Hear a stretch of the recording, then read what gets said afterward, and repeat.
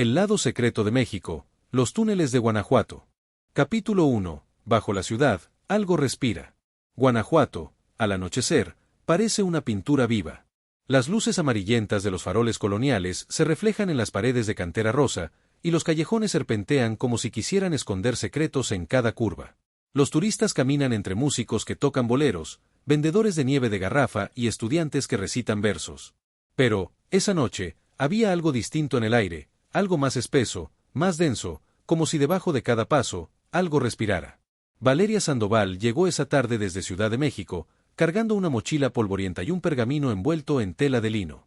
Tenía 32 años, cabello recogido, lentes redondos y un cuaderno de notas casi lleno. No era su primera vez en Guanajuato, pero sí la más importante.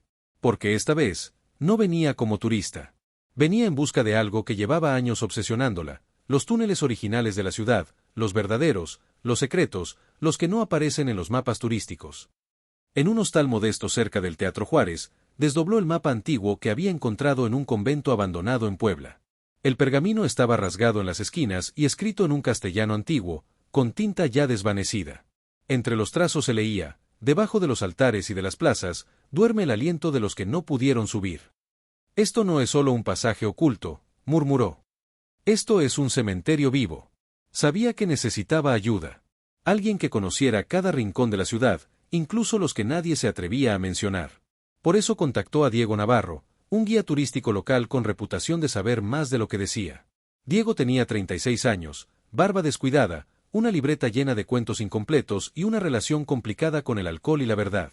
Había crecido en las entrañas de Guanajuato, y según decían algunos, su abuelo había trabajado como cuidador de túneles cuando aún no estaban pavimentados. Se encontraron en un café pequeño, justo frente al Callejón del Beso. La ciudad comenzaba a oscurecer. ¿Y dices que este mapa lo encontraste en Puebla?, preguntó Diego, escaneando el pergamino con ojos entrecerrados. En un convento de monjas que fue clausurado en 1789. Habla de túneles que conectan criptas, iglesias y edificios virreinales. Pero también menciona símbolos que no son cristianos.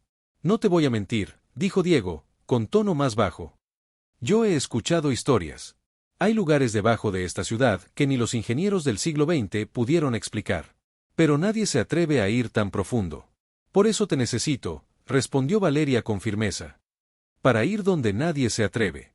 Mientras hablaban, en una mesa cercana, una joven los grababa discretamente con su celular.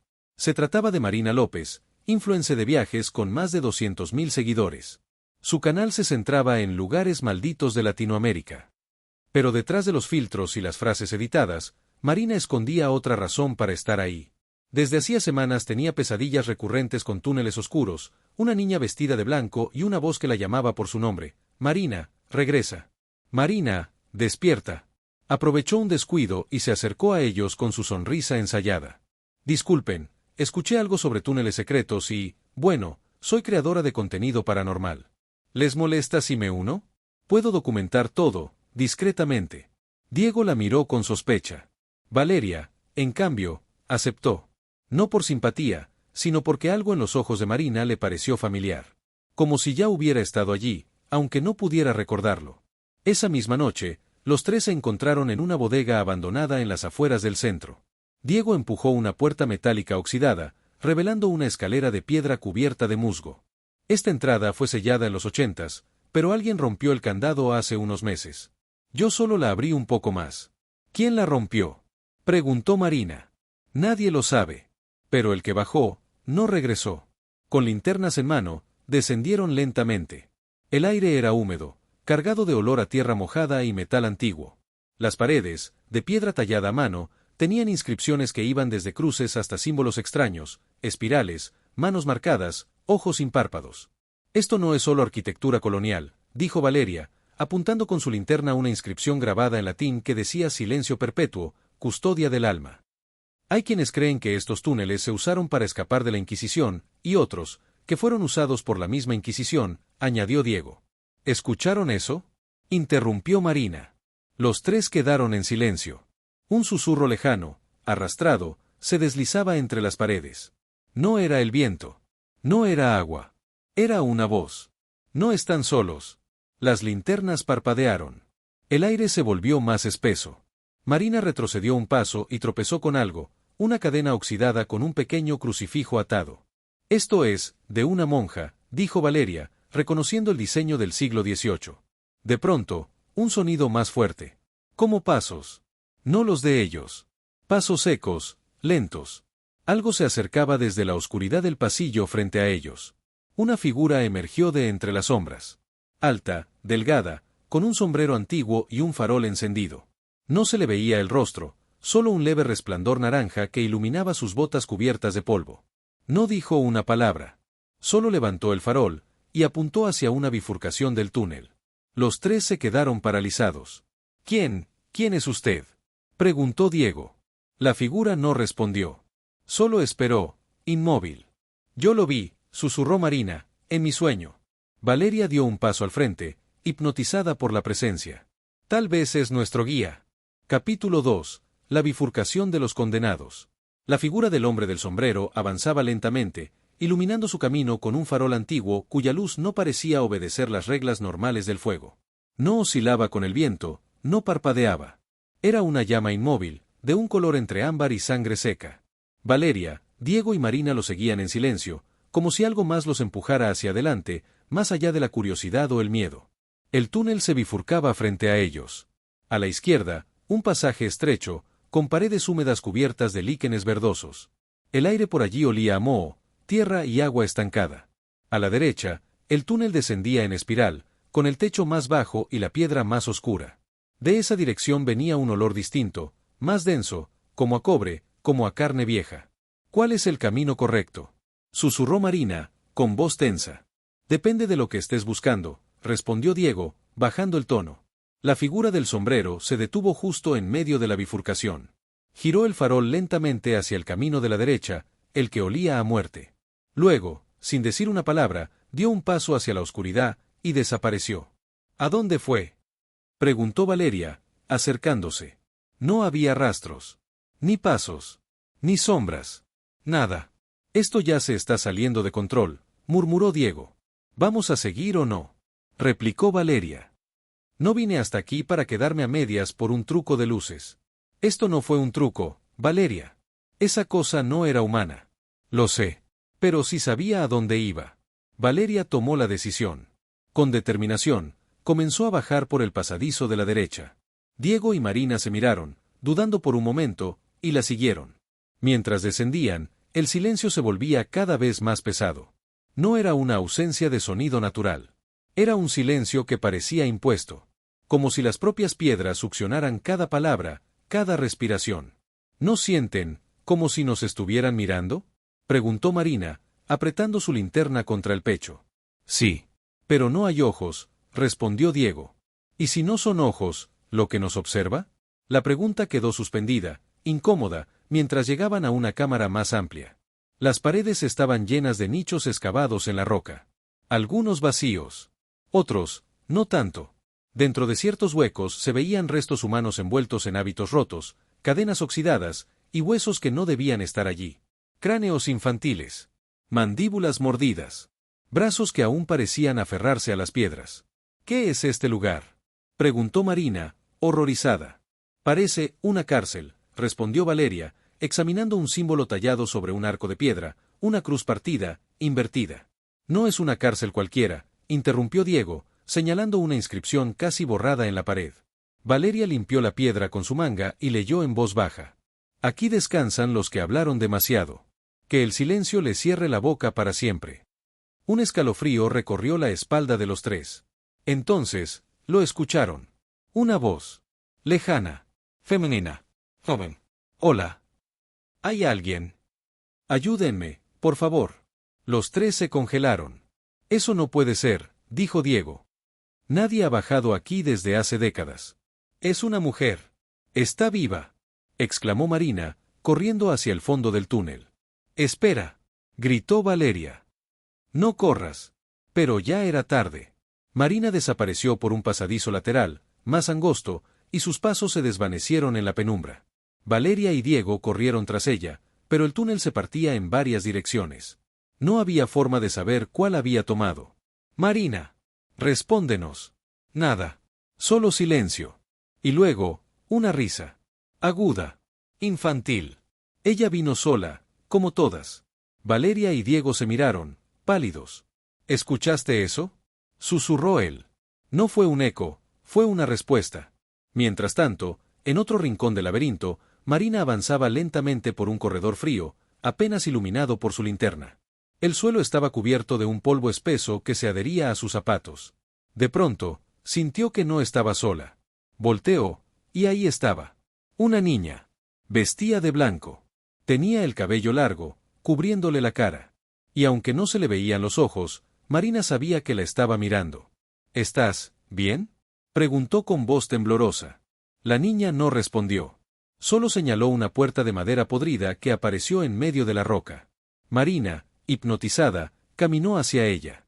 La tocó. Al instante, la puerta se abrió sola con un chirrido grave. Dentro, la oscuridad era total.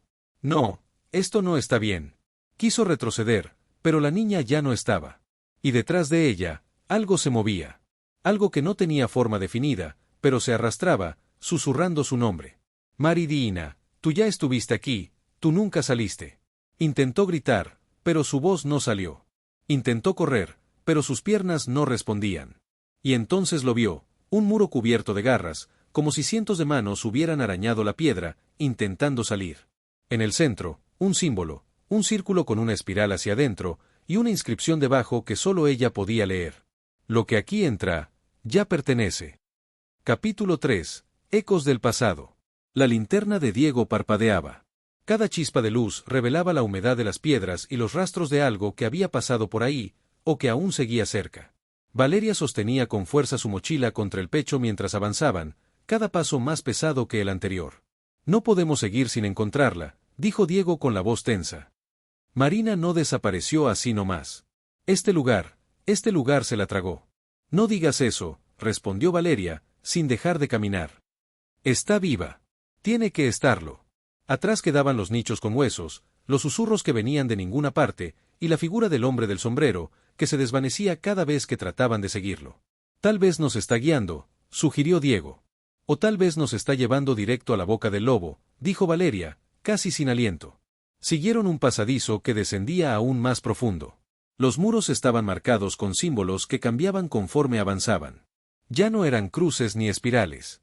Ahora eran rostros tallados, con bocas abiertas en un grito perpetuo, y ojos vacíos. El pasillo los llevó a una cámara circular. En el centro, una especie de altar de piedra negra, rodeado por velas apagadas y restos de ceniza. En las paredes, figuras grabadas que mezclaban culturas, íconos cristianos, glifos mexicas, signos mayas y símbolos que ninguno de los dos reconocía. Esto no es solo colonial, dijo Valeria, acercándose al altar. Es una mezcla. Un sincretismo extraño, como si quisieran unir todo en un solo lugar. ¿Un lugar de encuentro?, preguntó Diego. No, un lugar de encierro. Valeria revisó los bordes del altar. Allí encontró palabras talladas en náhuatl. Las tradujo mentalmente. Dice algo como, aquí reposa lo que no tiene nombre. Lo que se alimenta del silencio y de la fe rota. ¿Y si ese algo, todavía está aquí?, dijo Diego, dándose cuenta de que el altar no era una simple losa. Tenía respiraderos. Valeria, esto está, respirando. Ambos dieron un paso atrás. El suelo tembló suavemente. Un temblor apenas perceptible, pero suficiente para que un polvo fino comenzara a caer del techo. Las piedras gemían. El aire cambió. Y entonces, la voz regresó. No debieron bajar, no debieron abrir. Era Marina. Pero no hablaba como ella.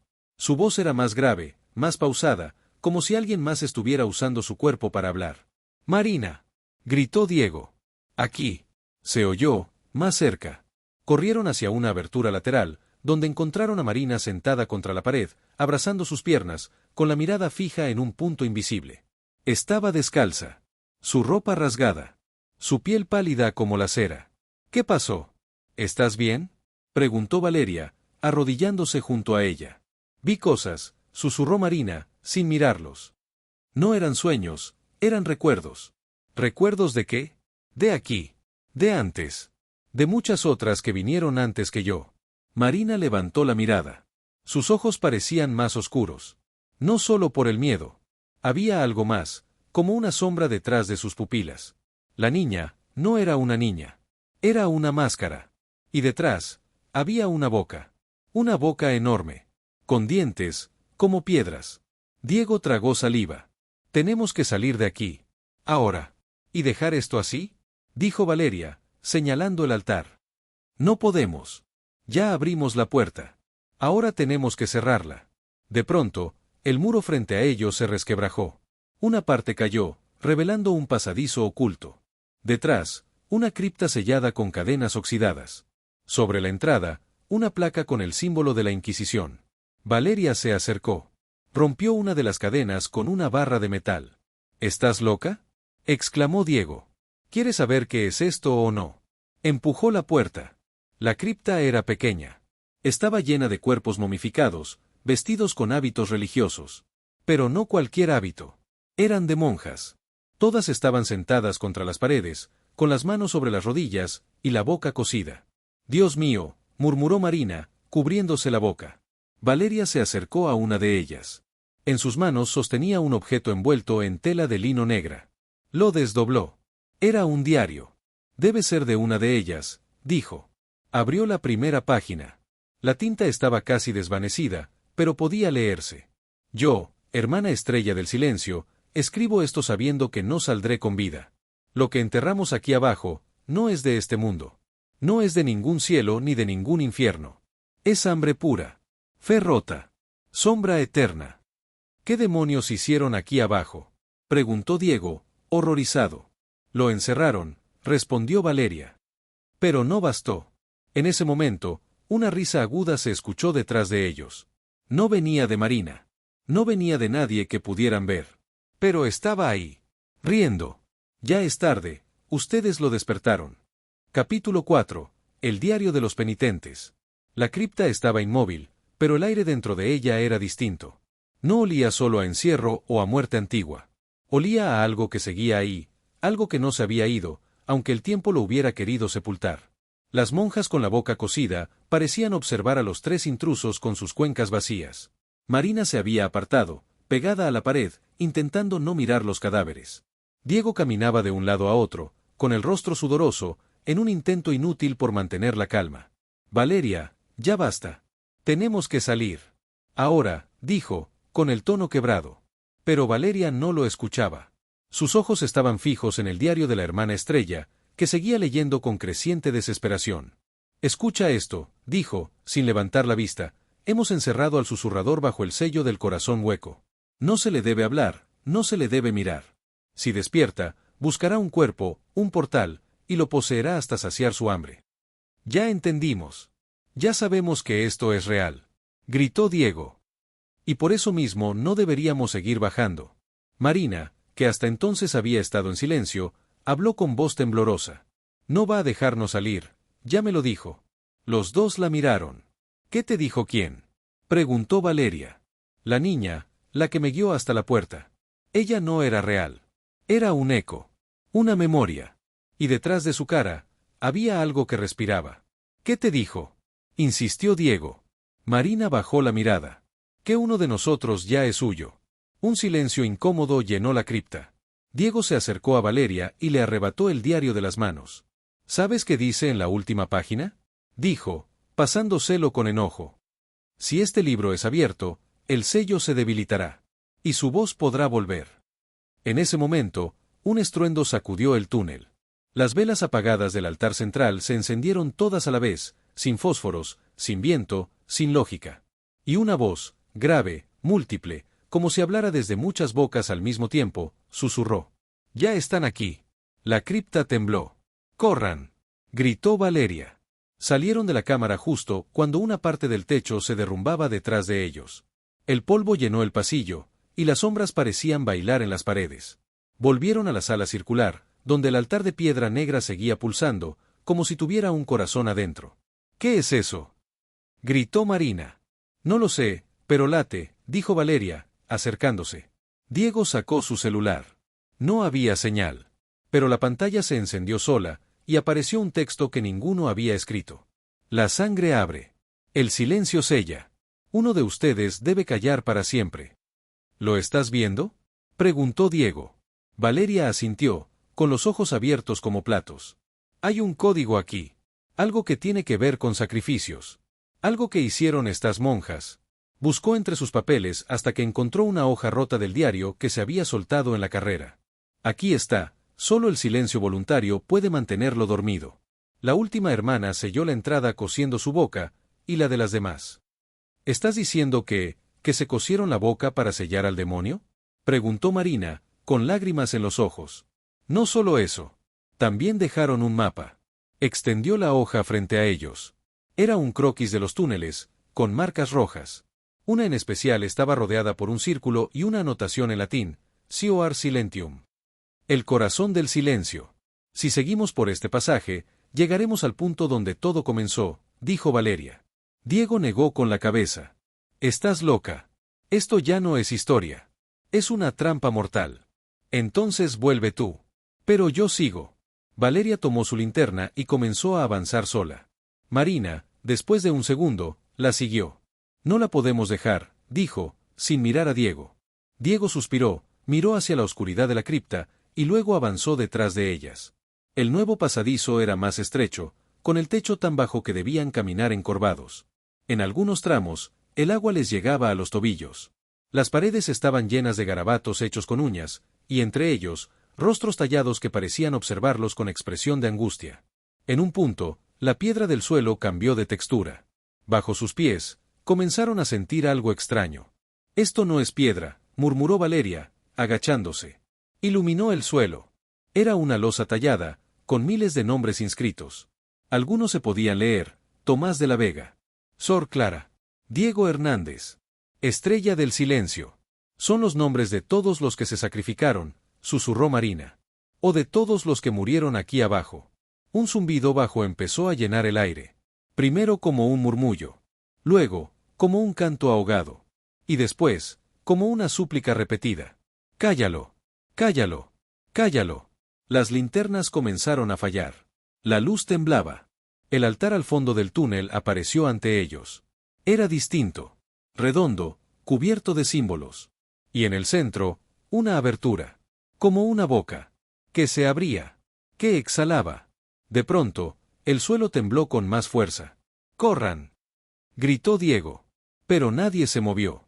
Del fondo de la abertura, comenzó a salir una sombra. Una figura alta. Delgada. Sin ojos. Con la boca cosida. Yo no soy el demonio, dijo la figura sin labios. Ustedes lo trajeron. Capítulo 5. El rostro de la piedra. El eco de aquella frase, ya encontré mi nuevo cuerpo, se quedó suspendido en el aire como una niebla espesa. Marina cayó de rodillas, jadeando. Sus ojos parpadeaban con rapidez, como si su cuerpo intentara resistirse a algo que quería entrar, o que ya había entrado. ¡Marina!, gritó Diego, corriendo hacia ella. Resiste. No la toques, advirtió Valeria, interponiéndose. Todavía no sabemos qué le está pasando. La figura que había salido del altar, delgado, alto, cubierto por sombras, se desvaneció en el momento en que Marina comenzó a convulsionar. No dejó rastro alguno. Solo un susurro, largo y desgarrador, que pareció surgir desde la piedra misma. El silencio no bastó. El hambre es más fuerte. El altar, que hasta entonces parecía solo una losa antigua, comenzó a transformarse frente a sus ojos. La superficie empezó a agrietarse, revelando un rostro tallado en la piedra, sin ojos, sin nariz, solo una boca abierta en un grito perpetuo. Un grito que nadie podía escuchar, pero que todos podían sentir dentro del pecho. Ese rostro, murmuró Valeria. Lo vi en el mapa. Es el símbolo del portal. ¿Qué significa eso?, preguntó Diego. Que Marina ya no es solo Marina. Ella levantó la cabeza. Su mirada estaba vacía, perdida. Pero de pronto, sin previo aviso, comenzó a reír. Una risa hueca. Lejana. Como si viniera de alguien más.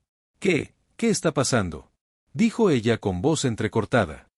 Hay alguien más en mi mente. Siento sus recuerdos. Valeria la tomó de los hombros con cuidado. ¿Qué recuerdos? Mujeres, muchas mujeres. Todas aquí. Todas encerradas. Todas, pidiendo ayuda. Y también, una voz que les prometía libertad. Pero era mentira. Siempre fue mentira. ¿Puedes pelear contra eso? ¿Todavía eres tú? Marina cerró los ojos con fuerza.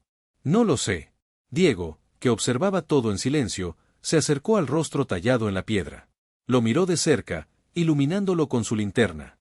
La boca tenía algo dentro, una pequeña hendidura, como si fuera una cerradura o un receptáculo. Aquí falta algo, dijo. Alguna especie de sello.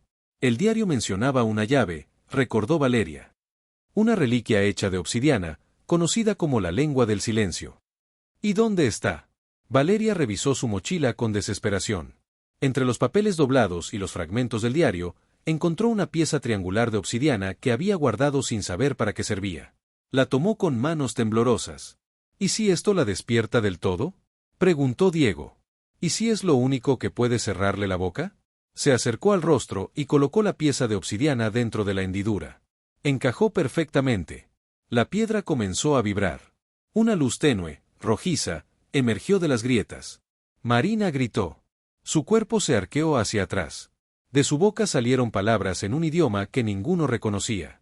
La lengua sonaba antigua, imposible, como el rugido de una selva muerta. «Está poseída», gritó Diego. «No. Está luchando». La luz del altar se intensificó. El rostro comenzó a cerrarse lentamente. La boca de piedra, antes abierta, ahora apretaba los bordes, como si estuviera sellando algo. Pero entonces, Marina se desmayó. Valeria corrió a sostenerla. «Marina. Despierta». Los ojos de Marina se abrieron lentamente. Ya no eran negros como antes. Volvían a ser suyos. Humano. Vulnerables. «¿Valeria?», susurró. «¿Qué pasó?». Valeria la abrazó con fuerza. «Estás de vuelta. Estás bien». Pero el alivio duró poco. Una risa seca resonó detrás de ellos. Una figura salía de la sombra. No era el hombre del sombrero. No era el ente del altar. Era un anciano. Vestía sotana vieja, deshilachada. Caminaba apoyado en un bastón de madera. Su rostro estaba cubierto de arrugas como raíces, y su mirada ardía con un brillo enfermo. «Llegaron muy lejos», dijo con voz cascada. «Pero no lo suficiente». «¿Quién eres?», preguntó Diego, apuntándolo con su linterna. «Fui padre. Fui guardián. Fui traidor. Y ahora, soy testigo». «¿De qué?». El anciano alzó el bastón y señaló el altar. «De que esto nunca fue un sello. Fue una incubadora». Valeria sintió que el piso bajo sus pies se movía. «¿Qué está diciendo?». «Lo encerramos», continuó el anciano. «Sí. Pero también lo alimentamos. Con cada sacrificio, con cada silencio, con cada alma que bajó, lo hicimos más fuerte». Marina se incorporó lentamente. «Entonces, ¿lo despertamos?». «Lo despertaron. Pero aún pueden elegir, cerrarlo para siempre, o entregarse a él». «¿Cómo?». «Uno de ustedes debe callar para siempre». Los tres se miraron. «¿A qué te refieres?», preguntó Valeria. El anciano bajó la cabeza. «Uno debe tomar el voto del silencio eterno. Coserse la boca, sellar el portal, y quedarse aquí». Diego dio un paso atrás. «No. Ni hablar. Eso no es una opción. Es la única», dijo el anciano. El rostro del altar volvió a abrir lentamente la boca. Como si aún tuviera hambre. Capítulo 6. El portal del corazón hueco. El altar seguía respirando. Una pulsación lenta, profunda, como si el corazón de algo enterrado muy abajo latiera al ritmo del miedo que impregnaba el túnel. El rostro de piedra, ahora con la boca nuevamente abierta, parecía observarlos en silencio, esperando. Marina, Valeria y Diego se quedaron inmóviles. El eco de las palabras del anciano aún resonaba en el aire. «Uno de ustedes debe quedarse. Uno de ustedes debe callar para siempre». «¿Dónde está ese viejo?», exclamó Diego, girando en círculos con la linterna alzada. «Estaba aquí. Lo vimos». Pero el anciano había desaparecido sin dejar rastro. Como si nunca hubiera existido. «Tal vez», dijo Valeria en voz baja, «no era un hombre. Tal vez era parte del sello. Como los susurros. Como la figura del sombrero». «¿Y qué se supone que hagamos?». «¿Decidir quién muere aquí abajo?», gritó Diego, fuera de sí. Marina no hablaba. Estaba sentada contra la pared, mirando fijamente la boca del altar. Su respiración era lenta, profunda. Estaba sintiendo algo. Recordando algo. «Esto ya me había pasado», susurró de pronto. Valeria se acercó. «¿Qué dijiste?». «Yo ya había estado aquí. De niña». «Eso es imposible», respondió Diego. «No, no lo es. Mis papás me trajeron a Guanajuato cuando tenía 6 años. Recuerdo haberme perdido en una excursión. Me encontraron horas después, dormida en una iglesia. Dijeron que fue un susto. Pero yo vi este lugar. ¿Y por qué no lo recordaste antes? Porque me borraron el recuerdo. O alguien lo hizo. Pero ahora que volví, todo está regresando. Cerró los ojos. Vi a la niña. La que me guió. Pero esta vez, vi más. Vi su muerte. Fue ofrecida, como parte del primer sacrificio. Ella era como yo. Un portal. Pero no lo soportó. Valeria tragó saliva. Se sentó a su lado. ¿Qué más viste? Vi una ceremonia. Monjas alrededor del altar. Todas en silencio. Y en el centro, un cuerpo. Cocido. Vivo. Con la boca ensangrentada. Dios mío, murmuró Valeria. ¿Eso fue el inicio? No. Eso fue solo la primera piedra. Después vinieron más. Cada vez que alguien desaparecía en los túneles, era alimentado al sello. El susurrador se hizo fuerte gracias al miedo y al olvido. Diego, desesperado, golpeó una pared con su linterna. Tenemos que salir. Ahora. Ya basta de recuerdos y visiones. Esto no es un museo maldito, es una trampa viva. El túnel tembló. Una voz emergió de todas partes. Quedarse es salvar. Huir es condenar. El altar comenzó a emanar calor. La piedra parecía arder. Marina se levantó, como hipnotizada, y caminó hacia él. Tal vez yo tengo que quedarme. No, gritó Valeria, corriendo tras ella. Tiene sentido, dijo Marina con calma. Yo abrí la puerta. Yo soy el vínculo. Pero eso no te condena. ¿Y a quién más, entonces? Diego apretó los puños. A mí. Valeria y Marina lo miraron, sorprendidas. Mi abuelo fue uno de los guardias de los túneles. Él sabía lo que había aquí. Él me lo insinuó cuando era niño, en forma de cuentos, de advertencias. Y yo, lo ignoré. Me burlé de él. Fui yo quien te trajo, Valeria. Yo que debía conocer estos caminos. Yo fallé. Si alguien debe pagar, soy yo. Diego, no digas eso. Dijo Valeria con lágrimas en los ojos. Ya tomé mi decisión. Pero antes de que pudiera acercarse al altar, un nuevo temblor sacudió el suelo. Esta vez, más violento. Grietas se abrieron en el techo. Polvo y piedras comenzaron a caer. Va a colapsar. Gritó Marina. ¡Corran! Gritó Diego. Los tres corrieron por el pasillo por donde habían venido, pero se encontraron con un derrumbe. El camino estaba bloqueado. Estaban atrapados. ¿Y ahora qué? Preguntó Valeria, mirando a su alrededor. Entonces, una voz suave, cansada, humana, habló desde la oscuridad. Vengan conmigo. Los tres voltearon. Una figura caminaba hacia ellos con paso lento. Era un hombre anciano, distinto al anterior. Vestía de sacerdote, con una cruz de madera colgando del cuello. ¿Quién es usted? Preguntó Valeria. Soy el último de los guardianes. Padre Tomás. He cuidado este secreto toda mi vida. Mi familia ha sido su carcelera desde hace más de un siglo. Y sé cómo terminar esto. ¿Cómo? Preguntó Marina.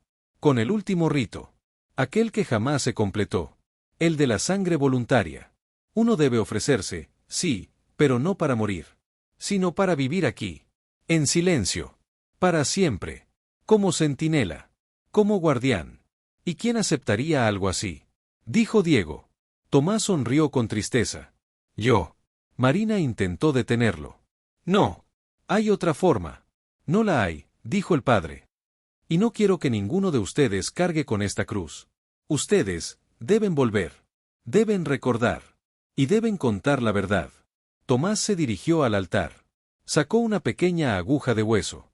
Sin dudar, comenzó a coserse los labios, punto por punto, mientras los observaba con ojos serenos. Valeria no pudo mirar. Marina lloraba en silencio. Diego retrocedió, asqueado y paralizado. El padre Tomás se arrodilló frente al rostro de piedra. Y la boca comenzó a cerrarse. Una última exhalación salió del altar. Luego, silencio. Y con él, una grieta en la pared se abrió, revelando un nuevo pasadizo. Una salida. Tomás los miró una última vez. Y señaló el camino. Capítulo 7. La ciudad que respira sangre. El aire cambió al salir del túnel. Ya no era espeso ni húmedo, pero tampoco era el mismo que habían respirado al entrar. El cielo de Guanajuato tenía un tono extraño, como si la luz se filtrara a través de un vidrio sucio. Las sombras eran más largas, el sonido más apagado. Y lo peor, la ciudad estaba completamente en silencio. Ni un solo auto. Ni una canción de estudiantina. Ni un murmullo de turistas. Nada. ¿Qué es esto?, susurró Valeria. No puede ser, dijo Diego, mirando a su alrededor. Era de día cuando bajamos. Marina dio unos pasos hacia adelante, como si flotara. Esto no es el mismo Guanajuato. Frente a ellos, las calles estaban vacías. Los faroles encendidos, pero sin una sola alma. La ciudad se sentía suspendida. Como si el tiempo hubiese sido tragado junto con los sonidos. ¿Estamos en otro lugar?, preguntó Diego. No, dijo Marina, con la voz débil. Estamos en el mismo sitio. Pero algo cambió. El grupo avanzó por la callejón de Los Ángeles, hasta llegar a la Plaza de la Paz. Allí, la fuente en el centro borboteaba agua roja. No era pintura. No era vino. ¿Sangre?, susurró Valeria, horrorizada. No es real, dijo Diego rápidamente, negando con la cabeza. Tiene que ser otra alucinación. Un efecto psicológico. Trauma postraumático o algo. No, respondió Marina. Es real. Pero no es sangre humana. Es la sangre del lugar. Guanajuato está vivo. Todos se quedaron en silencio. Nadie se atrevía a confirmar lo que estaban sintiendo, pero cada paso que daban sobre las piedras del centro histórico les recordaba la verdad. La ciudad latía. Como si la entidad encerrada en el corazón de los túneles no hubiera sido sellada del todo, sino canalizada hacia arriba. Como si ahora, el alma de 9U estuviera respirando por entre las piedras de la ciudad. ¿Y si lo que hicimos no lo detuvo, sino que lo liberó?, preguntó Valeria. Nadie respondió. Avanzaron hasta la puerta de la iglesia de San Diego. Estaba entreabierta. Dentro, velas encendidas en fila, como si alguien, o algo, los estuviera esperando. Al fondo, en el altar, una figura de espaldas. Vestía negro. Alto, inmóvil. El mismo hombre del sombrero. «Usted», gritó Diego, corriendo hacia él. Pero cuando lo tocó, la figura se deshizo en polvo. Una bocanada espesa que lo envolvió por completo, haciéndolo caer de rodillas, tosiendo. Marina y Valeria corrieron a ayudarlo. «¿Estás bien?», preguntó Marina. Diego levantó la mirada. Y sus ojos no eran los suyos. Él me habló, susurró. «¿Qué? ¿Quién?». 9U, el susurrador. Dijo que no fue sellado. Que el sacrificio del padre Tomás lo debilitó, pero no lo encerró. Que lo único que pudo hacer fue subir. ¿Subir a dónde? A nosotros. Valeria retrocedió un paso. ¿Qué estás diciendo? Que ahora está en la ciudad. En cada túnel, cada piedra, cada sombra. Y que necesita un último vínculo humano para manifestarse por completo. Los tres se quedaron en silencio. Y fue en ese momento que Marina comprendió. «Soy yo». «No», dijo Valeria, firme. «Sí», respondió Marina, serena. «Desde el principio. Él me eligió. De niña, cuando bajé por primera vez. Él me marcó. Por eso tuve las pesadillas. Por eso la niña me guió. Por eso sobreviví». Diego trató de replicar, pero ella levantó la mano. «No hay otra forma. Si yo soy el portal, debo ser también la llave. Debo sellarlo, desde adentro». «Marina, no», gritó Valeria. «Tú dijiste que esto era historia viva, ¿no? Entonces déjame escribir el final». Sin dar más explicaciones, Marina entró al altar y se arrodilló frente al crucifijo. Sacó de su mochila un pedazo del diario de la hermana Estrella. Lo colocó sobre el mármol, y recitó las palabras que había memorizado. «Boca cerrada. Silencio eterno. Alma sellada. Que el eco se hunda en mí, y no vuelva a nacer». La iglesia tembló. Las velas se apagaron de golpe. Un rugido ahogado llenó el aire. «No, Marina. Detente», gritó Valeria. Pero era tarde. El cuerpo de Marina fue envuelto por una especie de niebla negra, que se filtraba en su piel como tinta en agua. Su rostro se tornó pálido. Su cabello flotó como en gravedad cero. Y entonces... silencio. Todo se detuvo. La luz volvió. Las sombras se fueron. Y Marina cayó al suelo, desmayada. Valeria corrió hacia ella. «Marina, despierta. Despierta». Sus ojos se abrieron. «¿Valeria? ¿Funcionó?». «Sí». dijo, llorando. Sí, funcionó. Pero había algo distinto en Marina. Una calma absoluta. Una quietud sobrenatural. Y en su cuello, una pequeña marca. Como un espiral tallado en la piel. ¿Qué es eso?, preguntó Diego. Marina lo tocó con suavidad. Un recordatorio. De que 9U ahora duerme, dentro de mí. Capítulo 8. Luz sobre las piedras. 3 meses después. Guanajuato volvió a ser la ciudad colorida, musical y mágica que todo turista conoce. Las callejoneadas regresaron con sus guitarras y risas, los estudiantes llenaron las plazas, y las luces volvieron a iluminar los balcones antiguos. Todo parecía igual. Pero no lo era. Porque bajo las piedras aún se escondía un secreto. Y quienes habían estado ahí abajo sabían que la calma era solo la respiración contenida de algo que no había muerto, sino que había sido dormido. Marina López vivía ahora en la periferia de la ciudad. Había dejado las redes sociales, los viajes, las cámaras. Ya no era la influencer alegre que buscaba leyendas urbanas. Su vida se había reducido a paseos cortos, caminatas al amanecer y largos silencios. En su diario, escrito a mano, con tinta negra y letras temblorosas, dejó constancia de todo. No sé si soy yo o si es él. A veces me levanto y tengo la sensación de que alguien más ha usado mis ojos. Hay noches en que sueño con el altar, y despierto con las uñas sucias de tierra. Pero me repito que fue mi elección. Yo abrí el sello. Yo lo sellé. Yo lo contengo. Valeria, mientras tanto, regresó a Ciudad de México. No habló del túnel a los medios, ni a la universidad. Su informe oficial fue breve, impreciso, lleno de lagunas intencionales.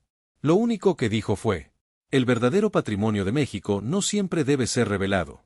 Pero en secreto, cada semana, enviaba una carta a Marina. Le hablaba del clima, de libros nuevos, de cosas triviales. Pero al final de cada carta, repetía una frase. Aquí estoy. Cuando sea. Como sea. Diego se quedó en Guanajuato. Nunca volvió a dar tours. Abrió una pequeña librería en el barrio de San Javier. En el escaparate principal, colocó un libro sin título. La portada era negra. Solo tenía un símbolo grabado en dorado, una espiral hacia adentro. Cuando alguien le preguntaba de qué trataba, él respondía con una sonrisa cansada. De lo que respira bajo tierra. Una tarde de octubre, Marina decidió visitar el centro. Era Día de Muertos. Las calles estaban llenas de flores de cempasúchil, altares, papel picado y música. Caminó sin rumbo, como si algo la guiara. Al pasar frente a la iglesia de San Diego, se detuvo. La puerta estaba cerrada. Pero al mirar hacia el altar de piedra, el mismo donde había sellado a 9U, notó algo nuevo. Una grieta. Pequeña. Fina. Pero real. No, susurró. Se acercó lentamente. El lugar estaba vacío. Dentro de la iglesia, el silencio era absoluto. Se agachó frente al altar y tocó la grieta. Estaba caliente. Entonces, lo sintió. Un susurro. No una voz fuerte. No una amenaza. Un susurro familiar, tenue, casi cariñoso. Tú y yo, ya no somos dos. Marina retrocedió. Su respiración se aceleró. Se llevó las manos al cuello. La marca del espiral ardía como si fuera reciente. No. Yo soy el sello. No puedes salir. No puedes. Pero la voz siguió. No quiero salir. Solo quiero vivir, contigo. Esa noche, regresó a su casa y abrió su diario. Escribió por última vez. Creo que nunca estuve sola. Tal vez 9U no era un demonio, sino una sombra que siempre existió en cada ser humano. El miedo, el silencio, el olvido. Lo encerramos en túneles, en piedras, en rituales, pero al final, vive en nosotros. La única diferencia es que ahora sé su nombre. Y él, sabe el mío. Cerró el diario. Encendió una vela. Y por primera vez en semanas, sonrió. No porque todo estuviera bien, sino porque había aceptado la oscuridad dentro de sí, y eso, de algún modo, también era libertad. Mientras tanto, bajo la ciudad, en lo más profundo de los túneles olvidados, el rostro de piedra volvía a abrir ligeramente la boca. No gritaba. No lloraba. Solo esperaba. Fin de la historia.